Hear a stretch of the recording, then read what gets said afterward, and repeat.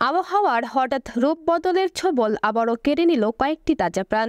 চাঁপাইনবাবগঞ্জে বজ্রপাতে প্রাণ হারালেন 2 জন। প্রকৃতির এমন রুদ্র রূপ কেড়ে নিল মাঠে কাজ করতে যাওয়া মানুষদের জীবন।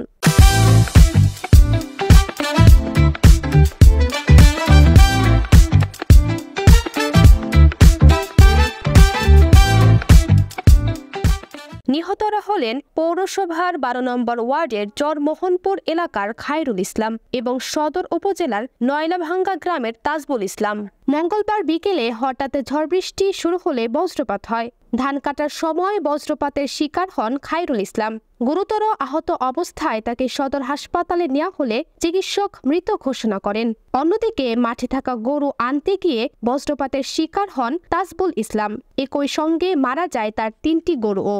চাঁপাইনবাবগঞ্জ সদর থানার ভারপ্রাপ্ত কর্মকর্তা মতিউর রহমান জানান, আমাদের কাছে 2 জন বজ্রপাতে মৃত্যুর তথ্য আছে। উভয়ই মাঠে কাজ করার সময় বজ্রপাতের শিকার হন। আবহাওয়ার পরিবর্তনের সময় মাঠে কাজ করায় প্রাণ হারাচ্ছেন বহু মানুষ।